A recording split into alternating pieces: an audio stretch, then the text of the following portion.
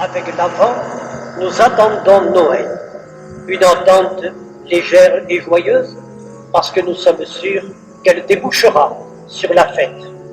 Une attente un peu anxieuse et douloureuse, parce que nous savons que les temps sont difficiles et que Noël sera peut-être en demi-teinte dans la tristesse.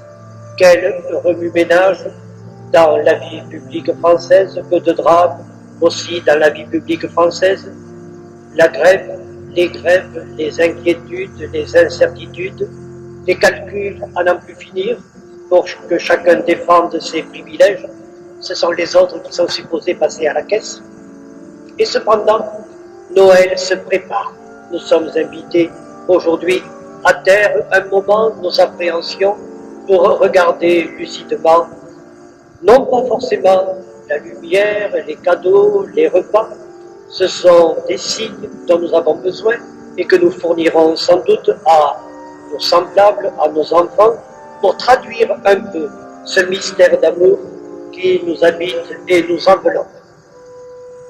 L'Avent, un terme assez curieux qui a été déformé, ne serait-ce que par la prononciation. Avant veut dire tout simplement la venue, ce qui arrive, ce qui vient, ce qui advient, ce que nous attendons. Au-delà de la beauté et de la douceur de la fête, ce que nous attendons, c'est la venue du Seigneur. Il est déjà venu, mais nous l'avons entendu tout à l'heure dans l'Évangile, il viendra, il reviendra, et peut-être à l'improviste, et peut-être dramatiquement. Et cette venue, cet avènement aura pour nous déjà et dès maintenant quelques conséquences.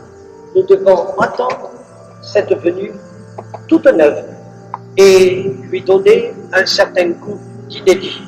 Nous savons bien pourtant qu'il est déjà venu, qu'il a déjà fait luire le visage de Dieu au milieu de nous, mais c'est le paradoxe de cette période de la liturgie.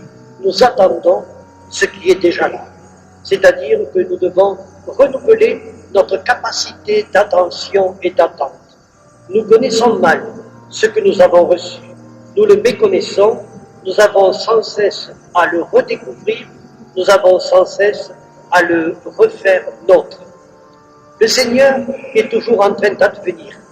L'Avent est là pour nous inviter à nous rendre attentifs à une nouveauté insoupçonnée qui peut être pour chacun d'entre nous un véritable renouveau, une véritable renaissance. Le Seigneur est toujours à naître et nous ne savons pas sous quelle forme. Nous ne pouvons ni la fabriquer ni nous la donner. Elle sera colorée par notre vie, par les événements joyeux ou dramatiques de notre existence, par nos soucis et nos appréhensions et par notre confiance et notre certitude. Dans une sorte d'humilité confiante, nous devons nous ouvrir à cette venue et nous rendre disponibles. Qu'avons-nous à attendre puisque Dieu est déjà venu en Jésus-Christ? Dans l'Évangile, avec l'Évangile, tout a été dit, mais nous n'avons pas tout entendu. Chaque vie d'homme, chaque époque de l'humanité doit réentendre l'Évangile à nouveau frais. Dans cette écoute, Dieu vient à nouveau et naît à chaque vie. On ne dit rien d'autre ici, en affirmant cela, que le mouvement de la foi, le temps liturgique, les temps liturgiques qui rythment l'année, sont là pour nous rappeler de façon particulièrement parlante ce qu'est la foi. Ils nous annoncent cette foi, ils nous y font entrer en cultivant pendant l'Avent une attitude d'attention active à ce qui vient.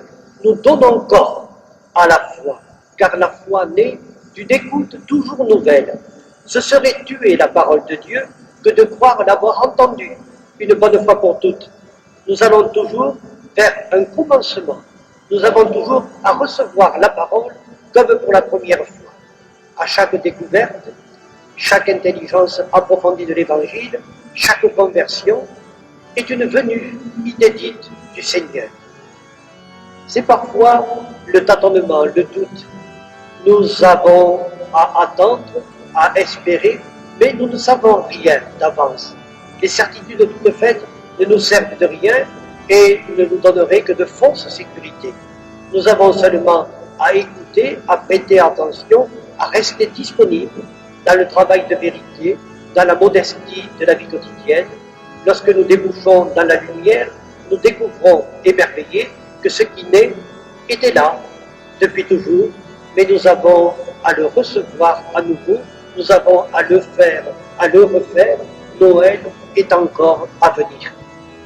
Voilà, frères, un Noël nouveau qui nous est proposé, un Noël nouveau à préparer, le Noël de toujours à approfondir. Dieu est là et il vient. Encore une paix promise à notre monde difficile, cette paix qui a l'air d'être arrivée en Yougoslavie, en Bosnie. Elle est peut-être à refaire ailleurs, à faire ailleurs dans notre monde, avec les autres, avec tous les autres de bonne volonté. Un Noël neuf, parce que notre cœur se sera renouvelé, un rendez-vous avec Dieu, en attendant celui de la plénitude.